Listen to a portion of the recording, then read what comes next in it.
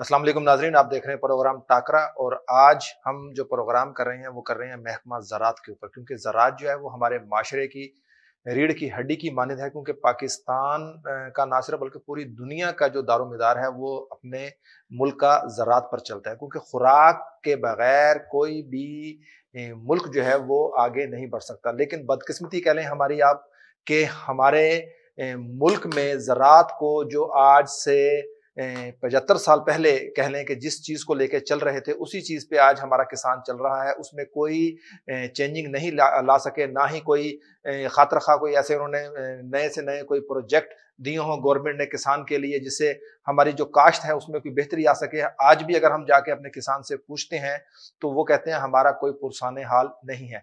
इसी हवाले से आज हम गुफ्तगू करेंगे। मेरे साथ स्टूडियो में मौजूद हैं deputy secretary south Punjab ज़राअत Mohammad Iqbal साहब। सर, आपको वेलकम करता हूँ अपने प्रोग्राम में। जी थैंक यू जी।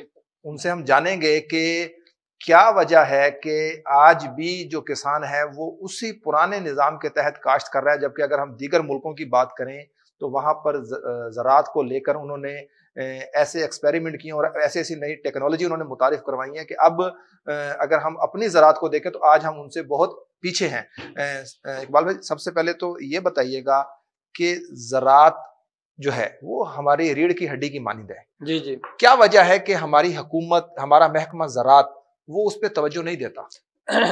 गिलानी साहब, आपने बात की कि हमारे जो 75 साल पहले जो सूरत हाल थी, ऐसी सूरत हाल नहीं है।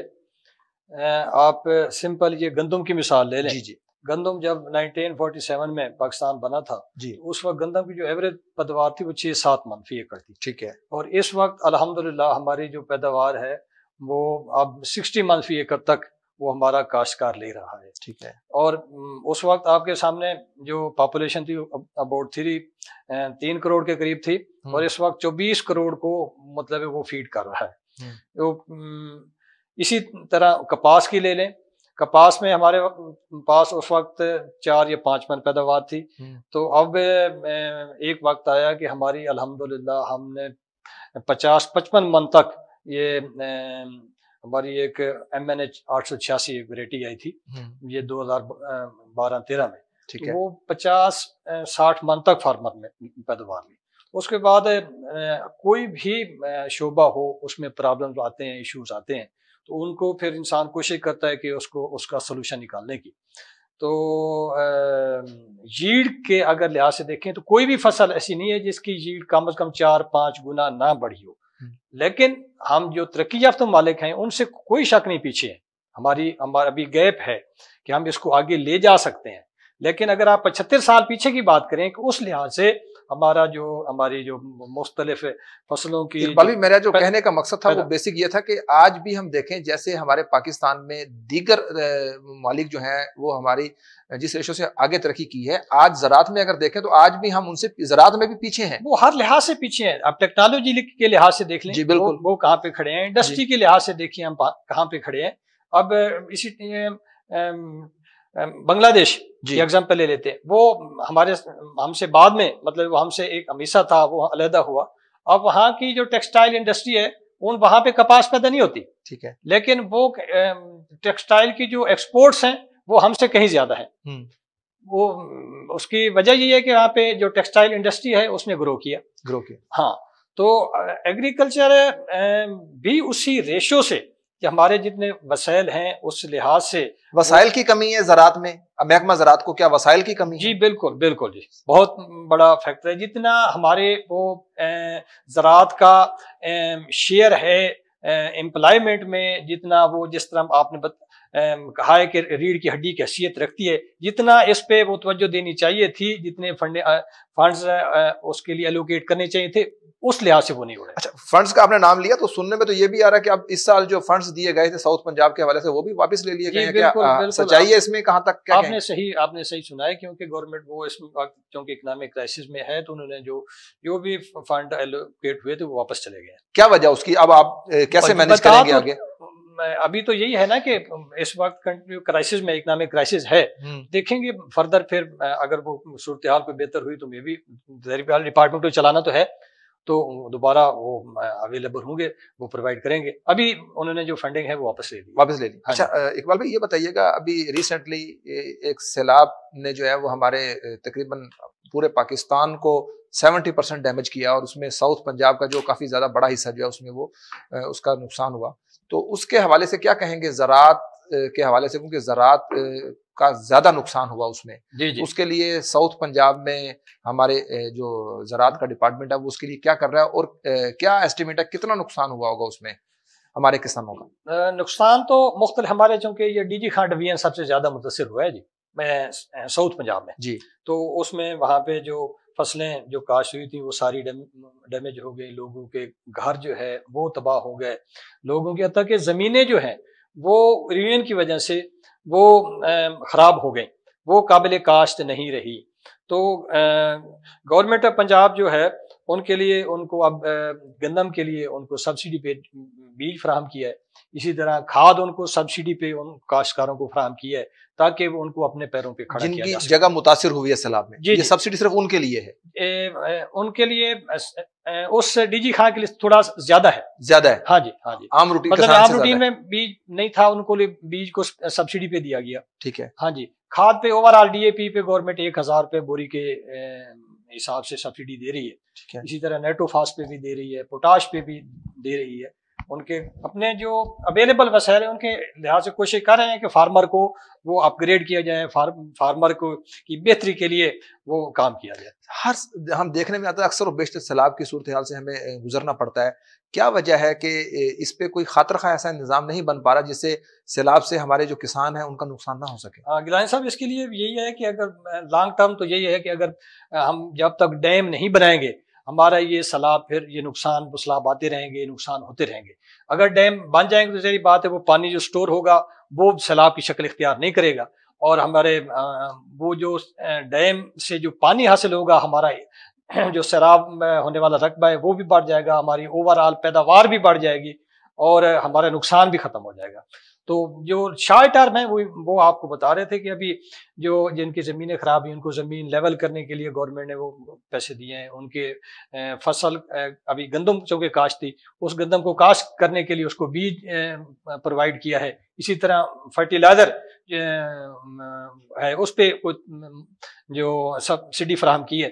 تو شارٹ ٹرم میں یہی ہو سکتا تھا. اچھا زیادہ تر دیکھنے میں آیا ہے جیسے آپ نے فرٹیلائزر کی بات کی اور زراعت میں پیسٹی سائیڈ کی بات کریں تو اس میں جعلی ادویات اور جعلی کھاد کا ایک بہت بڑا ہاتھ ہے. اس میں کیسے آپ اس کا کیا میکینزم بنایا ہوا، کیسے آپ اس کو مینیج کرتے ہیں؟ اس کے لیے ہمارے جو اس وقت سیکٹری زراعت ساؤتھ پنجاب ہیں انہوں نے بڑا اسٹرکٹ وہ مطلب ڈیل کر رہے ہیں. پچھلے دنوں انہوں نے پورے ساؤتھ پنجاب کے جو انسپیکٹرز تھے ان کی میٹنگ کی اور ان کو ہم بڑے اسٹرکٹ ایس او پی بنا کے ان کو کیا کہ ابھی میں جیلی کھاد، جیلی ادویات یہ میں مطلب اس کاروبار مجھے نظر نہیں آنا چاہیے، برداشت نہیں ہے کسی میں ناقابل، بلکہ انہوں نے کہ یہ ناقابل برداشت ہے.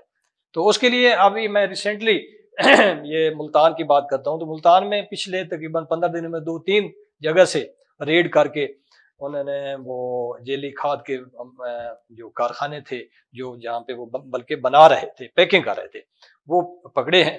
ان کے ایف آئی آر بھی ہوئی ہیں. ان کے بندے جو ایک جگہ سے تو 2 جو موقع پہ مالک تھے وہ گرفتار ہوئے ہیں. ٹھیک ہے. ان پہ ایف آئی آر کروا دی ہیں. اچھا اس میں ایک المیہ دیکھنے میں آتا ہے کہ زراعت کے حوالے سے ادارے نے کوئی ایسی پالیسی یا ہمارے جو حکام بالا ہیں انہوں نے کوئی ایسی پالیسی ترتیب نہیں دی. آپ لوگ جا کے فیلڈ میں ان کو ٹریس کرتے ہیں، ان کو اوپر ایف آئی آرز دیتے ہیں، لیکن سننے میں یہ آتا ہے کہ ان کے اوپر ایک کورٹ میں مائنر سا جرمانہ ہوتا ہے، ان کی ایف آئی آر ڈسچارج ہو جاتی ہے، وہ دوبارہ آگے کام شروع کر دیتے ہیں. اس کی کیا وجہ ہے؟ اس کے لیے لیجسلیشن چاہیے نا، جو اس وقت قوانین جو ایکٹ موجود ہے تو اس کے مطابق ہی اس کو وہ آگے پھر ڈیل ہوتا ہے. ہم محکمہ زراعت کا تو یہی کام ہے نا، ان کو ٹیسٹ کر کے تو وہ جو ساری محنت کرتا ہے محکمہ زراعت وہ تو صفر ہو جاتی ہے. اگر اس کو اس طرح سے وہ فیور مل جائے وہاں سے تو اس میں تو کوئی ایسا خاطر خواہ کوئی محفل بہتری نہیں آئے گی. ہاں یہ جو اسپیشلی فرٹیلائزر کے حوالے سے جو ہے نا جو قانون ہے اس میں وہ بہت کم وہ جرمانے تجویز کیے گئے ہیں. حالانکہ یہ بہت بڑا وہ نقصان والا، جو ایک کاشتکار کو 2 نمبر اگر کھاد وہ ڈالے گا تو اس کی تو ایک تو اکنامی کا لاس ہوگا، دوسری وہ پوری کی پوری فصل وہ تباہ ہو جاتی ہے. جی بالکل، کیونکہ جو ایک اس کی دفعہ جو پوری محنت ہے وہ ساری ضائع ہو چلی جائے گی. ایک دفعہ ڈی اے پی جو ڈال لیتا ہے دوبارہ تو وہ نہیں ڈالتا نا، اس نے تو وہ بوری سمجھ کے ڈال دی کہ میں نے کھاد ڈال دی ہے. اب وہ دوبارہ تو جب اس کی فصل اس کی صحیح بڑھوتری نہیں ہوگی، اس کی ٹلڈنگ نہیں ہوگی، اس کی الٹیمیٹلی اس کی جو ییلڈ نہیں آئے گی تو اس کی پوری فصل ایسے سمجھے وہ نقصان ہو جائے گی. آپ کیا سمجھتے ہیں as a deputy secretary south Punjab محکمہ زراعت کے، کیا ایسی اس میں چینجنگ لے کے آنی چاہیے جس سے یہ جو آپ پکڑتے ہیں 2 نمبر دوائیاں یا فرٹیلائزر کے حوالے سے، کہ کیا ایسی پالیسی اپنائی جائے جس سے ان کو سبق بھی ملے اور جو ہمارے کسان ہیں وہ خوشحال ہو سکیں؟ میں تو کہتا ہوں کہ اس کے لیے نا سزائیں ان کو بڑھانی چاہیے، جرمانے کم از کم اس کو، جس پہ جو بندہ اس کام میں ملوث ہے اس کو کم از کم جرمانہ 10 لاکھ روپے ہونا چاہیے. اس سے کچھ بہتری آئے گی اور یہ جو 2 نمبری ہے یہ ختم ہو جائے گی اس میں. اور اس کی جو کم 10 سال اس کو قید کی سزا بھی ہونی چاہیے. ہاں، ہمارے جو آفیسرز ہیں وہ جا کے فیلڈ میں اتنی محنت کرتے ہیں، ان کو پکڑ کے لاتے ہیں اور اس کے بعد ان کو کوئی خاطر خواہ وہ نہ ملے. ایک مطلب ایسا کام ہے جس سے پوری جو معاشرہ ہے وہ تباہ ہو رہا ہے، تو اس کے لیے میں تو یہ کرتا ہوں کہ زیادہ سے زیادہ اس کی سزا ہونی چاہیے. اچھا، کسانوں کو اویئرنیس کے حوالے سے کیا کہیں گے آپ؟ آج جو سوشل میڈیا کا دور ہے، پہلے تو ایک چیز تھی کہ اخبارات میں اشتہار چلائے جائیں، پاکستان ٹیلی ویژن کے اوپر اشتہار چلائیں جس سے کسانوں کو اویئرنیس آئے. اب تو سوشل میڈیا اور کمپنیز نے بھی اپنے طور پر اس طرح کی چیزیں شروع کر رکھی ہیں. کیا سمجھتے ہیں اب اس سے زیادہ مزید کسانوں کو اویئرنیس کی ضرورت ہے، یا اب کسان جو ہمارے ویل اویئر ہیں؟ نہیں، ابھی مزید دیکھیں نا، کوئی بھی کسی بھی چیز کا نا وہ اینڈ نہیں ہوتا، ہر چیز کی وہ ڈیولپمنٹ جاری رہتی ہے. تو کاشتکاروں پہلے سے بہتری آئی ہے، لیکن ابھی ہم اور امپروومنٹ کی ضرورت ہے. اب ہم اس کے جیسے government of Punjab, south Punjab, وہ ان کے ہر ڈسٹرکٹ لیول پہ، ہر مرکز لیول پہ ان کے واٹس ایپ گروپ وہ بنا رہے ہیں. کچھ نے ڈسٹرکٹ لیول پہ بنے ہوئے ہیں تاکہ جو انفارمیشن آتی ہے ان کو وہ پھر ان گروپ کے ذریعے وہ شیئر کر دیتے ہیں تاکہ فوری وہ ان کو وہ کنوے ہو سکے. اور اس کے مطابق کافی اسی طرح جو موسم کا حال ہے وہ بھی اسی کے ذریعے وہ شیئر کر رہے ہیں. مختلف فصلوں کی جو پروڈکشن ٹیکنالوجی ہے، کیڑوں مکوڑوں کے متعلق، بیماریوں کے متعلق جو معلومات ہیں وہ بھی انہی گروپس کے ذریعے وہ شیئر کی جا رہی ہے، ان کو اویئرنیس آئے مزید. ہاں جی، ہاں جی، ہاں. ناظرین، میرے ساتھ موجود ہیں ڈپٹی سیکرٹری ساؤتھ پنجاب محکمہ زراعت محمد اقبال صاحب. یہاں پر وقت ہوا ایک بریک کا، بریک سے واپس آئیں گے اور ان سے پوچھیں گے کہ اس سال گندم کی جو پیداوار ہے پچھلے سال کی نسبت کس حد تک اس میں بہتری آ رہی ہے، کیونکہ سننے میں یہ آ رہا ہے کہ آگے چل کے ہمارے جو گندم کے ذخائر ہیں وہ کم ہوتے جا رہے ہیں اور آٹے کا ایک بحران جو ہے وہ شدت اختیار کرے گا. ایک بریک، واپس آئیں گے اور آ کے ان سے بات کریں گے.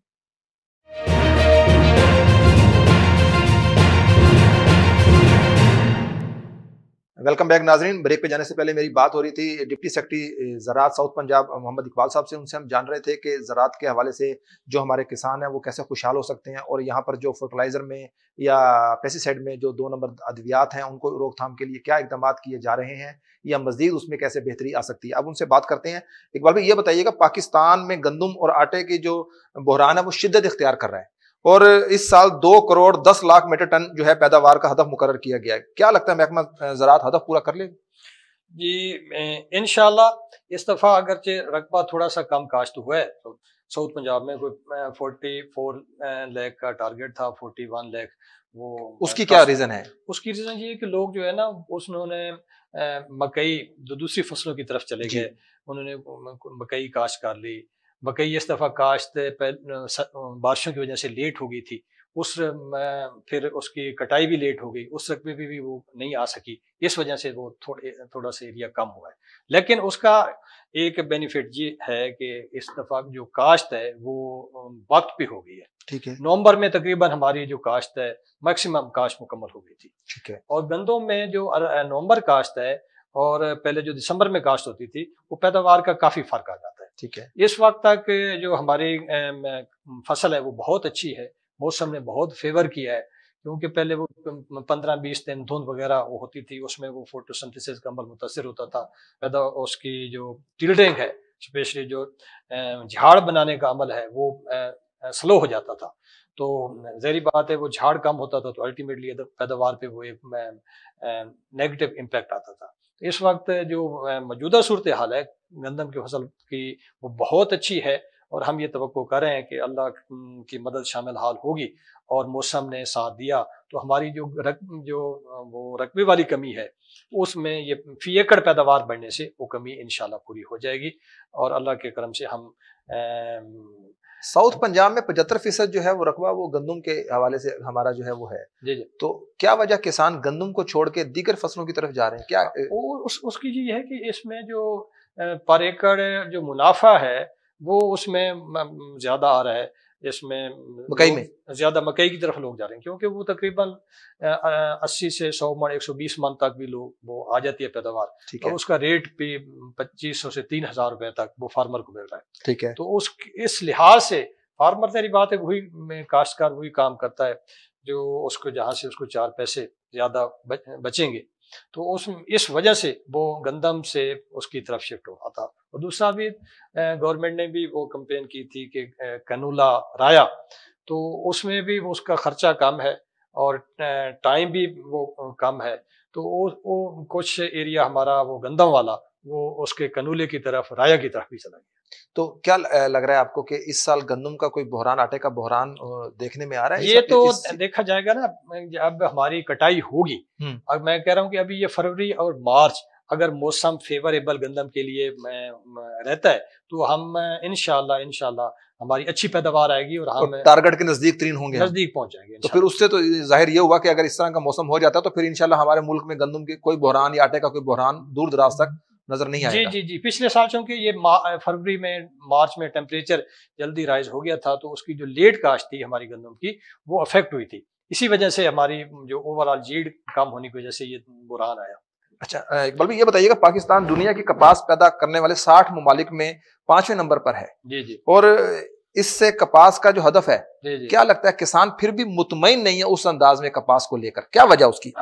اس کی کافی سارے کپاس کا ایکچولی ایک ایسی فصل ہے اس وقت جو سب سے پیچیدہ فصل، سب سے مشکل فصل جو ہے نا وہ کپاس کاشتکار کے لیے بن گئی ہے، اور حالانکہ یہ سب سے جو منافع بخش فصل ہوتی تھی وہ کپاس ہی ہوتی تھی جی. اور ہمارے جو دیہات کے علاقے ہیں ان میں سب سے زیادہ جو امپلائمنٹ جو روزگار مہیا کرنے والی یہ کپاس فصل ہوتی تھی، وہ بجائی سے لے کر چنائی تک جی. وہ اس میں چوپا لگانے سے چنائی تک وہ سارے لوگ انوالو رہتے تھے اور ان کو روزگار ملتا تھا، ان کے سارے وہ جو اس کے بعد بلکہ وہ آگ جلانے کے لیے چڑیا نما اس تک وہ کام ہمارا بالن کے طور پہ جو کہتے تھے وہ کام تک آ رہا ہے. اب تو ظاہری بات ہے وہ دیہاتوں میں جہاں پہ گیس نہیں ہے وہ یہ بالن کا بھی بڑا مسئلہ ہوا. جی بالکل. تو اس کے لیے اب پچھلے 2-3 سال سے نا وہ ایک پہلے پتہ لپیٹ وائرس اس کا آیا، اس نے افیکٹ کیا. اس کے بعد پھر یہ اب گلابی سنڈی اور سفید مکھی یہ 2 کیڑے ہیں جو ہمارے کاشتکار کو جو درد سر بن گئے ہیں اسپیشل کپاس کاشت کرنے کے حوالے سے، کیونکہ یہ سفید مکھی اس کا موسم کے ساتھ بھی بڑا گہرا تعلق ہے یہ دونوں کیڑوں کا، کہ موسم اگر زیادہ گرم ہوگا تو اس کیڑوں کی افزائش زیادہ ہوگی اور تیزی سے ہوگی، جبکہ کپاس میں اس کے جو پھل ہے، اس کے جو ٹنڈے کہتے ہیں جس کو پھول ہے، اس کے جو چھوٹے ٹنڈے ہیں اس کے گرنے کا عمل زیادہ ہو جائے گا. یعنی گرمی زیادہ ہونے سے اور اس کے بعد پھر حبس ہونے سے، پھر اس کے بعد پچھلے سال تو اسپیشلی بارشیں زیادہ ہونے سے وہ کپاس کی فصل بہت زیادہ متاثر ہوئی، جس وجہ سے پھر کاشتکار کی الٹیمیٹلی جب وہ پیداوار اچھی نہیں آتی نقصان ہوتا ہے، تو جو نقصان ہوتا ہے پھر اگلے سال وہ کاشت کرنے سے پرہیز کرتا ہے، اس دوسری فصل کی طرف چلا جاتا ہے. تو اس پہ کپاس پہ بھی کوئی سبسڈی دی جا رہی ہے کسانوں کو؟ ہاں، اس میں اب ہم ایک کارٹن ریوائول کے حوالے سے ایک وہ پروگرام وہ بنایا ہے گورنمنٹ نے، ابھی وہ پرپوز کیا ہے سیکٹری ساؤتھ پنجاب کی طرف سے، تو اس میں انشاءاللہ وہ ہو جاتا ہے تو کافی ساری چیزیں جو ہیں وہ بہتر ہو جائیں گی. اس میں بیج پہ سبسڈی پرپوز کی ہے، اس میں جو اسپیشلی کپاس کے حوالے سے جو سفید مکھی اور گلابی سنڈی کے حوالے سے دوائیں ہیں ان پہ سبسڈی پرپوز کی ہے، اور اس کے بعد جو کھادیں ہیں ان پہ بھی سبسڈی پرپوز کی ہے کہ جو کپاس کا کاشتکار جس کا جو میں بلیو ہے وہ شیک ہوا ہے، اب وہ کپاس سے پیچھے ہٹ رہا ہے، اس کو دوبارہ کپاس کی طرف لایا جا سکتا لایا جا سکتا ہاں ہے۔ جی اچھا، جن علاقوں میں سیلاب آتا ہے جی جی وہاں پہ کاشت جو فصل ہے، کون سی فصل ایسی ہے جس پہ جو ہمارا کسان ہے وہ پرہیز کرتا ہے کہ اب میں اس سال اس پہ کاشت نہ کروں یہ والی فصل جس سے مجھے نقصان نہ ہو؟ سب سے زیادہ یہ کپاس ہے، کیونکہ کپاس یہ زیادہ پانی کو بالکل برداشت نہیں کرتا، جبکہ اس کے مقابلے میں جو چاول ہے یا گنا ہے وہ کسی حد تک وہ اس کو اگر وہ برداشت کر لیتا ہے، اگر وہ بہت زیادہ سیلاب نہ ہو کہ بہت زیادہ دنوں تک پانی کھڑا نہ رہے، یہ دونوں چاول اور گنا اس کو برداشت کر لیتے ہیں، جبکہ کپاس میں تو 48 گھنٹے تک پانی اگر کھڑا ہو جائے تو یہ پھر یہ دوبارہ خشک ہو جاتی ہے، سوکھ جاتی ہے۔ اچھا، اس سال میں کسانوں کو ریلیف فراہم کرنے کے لیے ساؤتھ پنجاب محکمہ زراعت کسانوں کے لوگ کیا ریلیف دے رہے ہیں، کیا پلان ترتیب دی ہے؟ میں نے آپ کو بتایا کہ کپاس کے حوالے سے تو ہم وہ اس کے کاشتکار کو ان کو بیج پہ سبسڈی پرپوز کر رہے ہیں کہ ان کو بیج سبسڈی پہ فراہم کیا جائے اور کوالٹی والا بیج فراہم کیا جائے، رجسٹرڈ اور منظور شدہ اقسام کا بیج فراہم کیا جائے، ٹھیک ہے، اور اس کے بعد اس میں جو کھاد ہے اس پہ بھی سبسڈی، تاکہ کاشتکار جو کیونکہ کھادیں روز کافی مہنگی ہو گئی ہیں تو اس میں اس کو سبسڈی دے کے اس کو ریلیف فراہم کیا جائے۔ اس کے بعد جو کپاس میں اسپیشلی جو دوائیں استعمال ہوتی ہیں، زرعی دوائیں استعمال ہوتی ہیں، زرعی زر استعمال ہو رہی ہیں، اور ان میں اسپیشلی سفید مکھی اور گلابی سنڈی کے لیے جو دوائیں استعمال ہوتی ہیں ان پہ بھی ہم نے محکمہ زراعت ساؤتھ پنجاب نے سبسڈی پرپوز کی ہے، تاکہ ان کیڑوں کو اگر کنٹرول ہوں گے تو ہم کپاس بچے گی، کپاس بچے گی تو الٹیمیٹلی اس کی کاشتکار خوشحال ہوگا۔ اچھا، آخر میں اقبال صاحب آپ ہمارے چینل کے توسل سے حکام بالا کو یا کسانوں کو، فارمرز کو کوئی پیغام دینا چاہیں تو آپ؟ جی، میں یہی کہنا چاہوں گا کہ کپاس کی کاشت جتنا جلدی ممکن ہو سکے، یعنی مارچ کے مہینے میں اس کو کاشت کریں، تاکہ اس سے ہم اچھی پیداوار لے سکتے ہیں، منافع بخش پیداوار لے سکتے ہیں۔ جن لوگوں نے رایا یا کنولا کاشت کیا ہوا ہے یا فرض کرو آلو وغیرہ کاشت تھا، ان کا رقبہ اگر فروری میں خالی ہو جاتا ہے تو اس پہ کپاس لگائیں، تاکہ اس میں خود بھی کاشتکار بھی خوشحال ہوگا اور کپاس کی پیداوار بڑھنے سے ملک بھی خوشحال ہوگا۔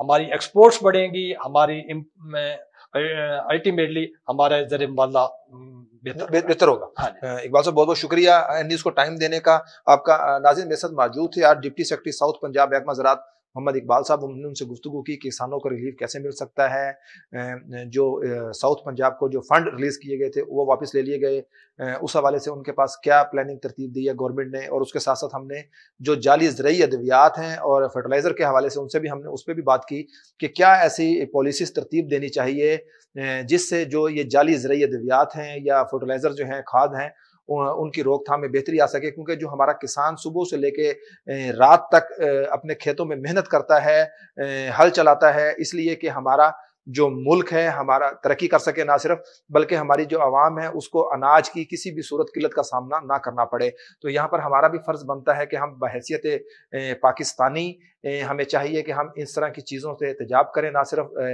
جعلی ادویات یا جعلی جو ہماری کھاد ہیں جو ہم کسانز کو دیتے ہیں، اس کے بعد نہ صرف ان کا نقصان ہوتا ہے اپنا، نہ صرف بلکہ ہمارے ملک کو بھی اس کا نقصان پہنچتا ہے۔ تو ہمیں یہ بحیثیت پاکستانی چاہیے کہ ہم اس طرح کی چیزوں سے پرہیز کریں۔ اس کے ساتھ ساتھ ان کا کہنا یہ بھی تھا کہ محکمہ زراعت جو ہے وہ اپنے کسانوں کے لیے مختلف اویئرنیس کے طریقہ کار جو ہے وہ لے کر آ رہا ہے، جیسا کہ انہوں نے بتایا کہ واٹس ایپ گروپ بنائے گئے ہیں، اس کے علاوہ مختلف جو دیہات ہیں، جو گاؤں ہیں، وہاں پر جا کے محکمہ زراعت کی طرف سے جو ان کے جو افسران ہیں وہ جا کے اپنے فارمر سے ملتے ہیں، ان کو بتاتے ہیں، آگاہی دیتے ہیں کہ اس دفعہ جو فصل ہے اس کو آپ نے کس ٹائم کاشت کرنی ہے، کیسے آپ اس کو دیکھیں گے، دیکھ بھال کیسے کریں گے، کس وقت پہ آپ نے کون سی سپرے کرنی ہے، کون سی آپ نے کھاد استعمال کرنی ہے۔ نئے پروگرام میں نئے مہمان کے ساتھ بہت جلد دوبارہ ملاقات ہوگی، تب تک اپنے میزبان ذیشان گیلانی کو اجازت دیجیے۔ اللہ نگہبان۔